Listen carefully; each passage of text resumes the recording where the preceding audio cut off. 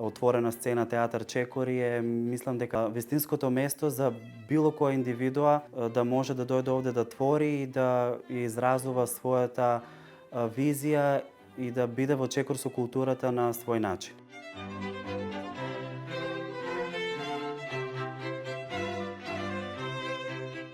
Успеавме да се издвоиме, да кажем, од конкуренцијата и да освоиме две клучни награди.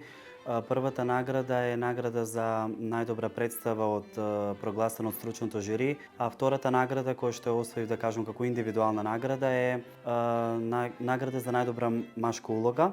Овие награди ги сметаме, не ги класифицираме како индивидуални, туку ги сметаме како целокупна проекција на она кое што театарот го вложува во нас и е, да кажем, од големо значење дека се дел од нас.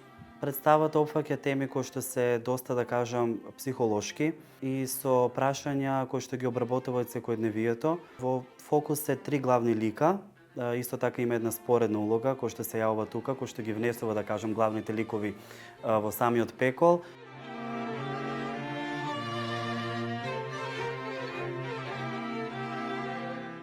Ликот ми е Стела Риго. Пред се дама, тоа секогаш го кажувам, затоа што Естела за мене секогаш ќе биде дама. И тој лик остава нешто во мене кое што јас нема да го заборавам. Целата представа се три лика кои што се во пеколот и секој има направено некаков греф, а никој не знае зошто е во пеколот. И во целата таа представа уствари се дознава зошто и како дошле во пеколот. Естела, како Естела, никогаш не признава дека е во пеколот и никогаш не знае уствари зошто е она тамо. Дори цело време викам, јас не знам зашто сум тука.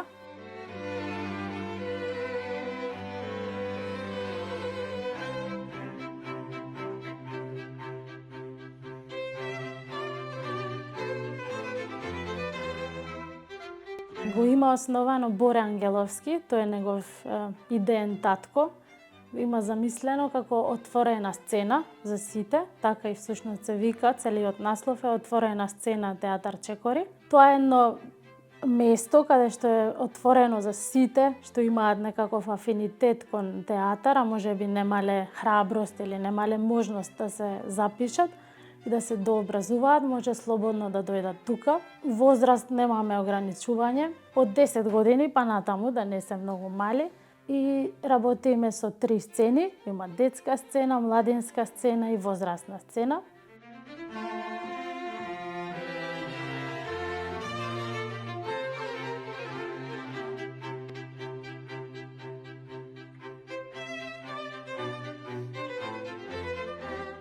Театар Чекори, кога дојдов тука, ми кажа дека стилот на театар Чекори, уште од времето на формирањето, е да се играат представи кои што не се толку многу познати, со цел да се, не знам, промовираат или да бидеме уникатни, да можеме да се изразиме што е можно поише креативно, да ја направиме на некој наш начин. Во процесот на бирање на представи, Маја е фактички она највише зема иницијатива, да чита, да размислува, од прилика да прави некој кастинг во нејзината глава, како кој би можел кој карактер да го игра, но и она обично одбира 3-4 сценарија, доаѓаме, ги читаме сите заедно и дискутираме.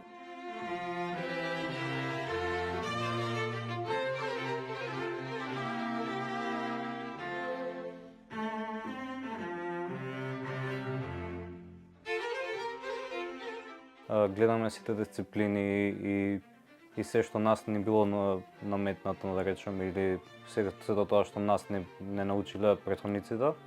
Гледаме истото и тоа да се продолжи таа традиција кон сите нови генерации. Најголеми предизвици би рекол дека се секогаш финансии, да речеме, или распоредите, бидејќи повеќето луѓе што доаѓаат тука во театарот, тие си имаат и свој приватен живот.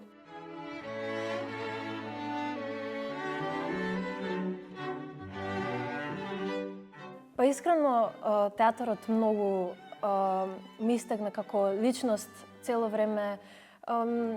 Тука можам да бидам многу послободна.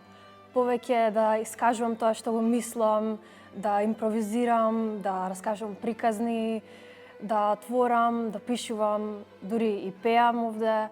И тоа многу ми исполнува и театарот за мене е како втор дом. И најмногу што сум среќна ова што го работам е затоа што со секоја представа некако според мојот карактер можам да допрам до срцата на луѓето. Особено кога спремаме детски представи, бидејќи јас сум во помладечката група. Ние спремаме новогодишни представи за деца секоја година и некако тие ми се помагични.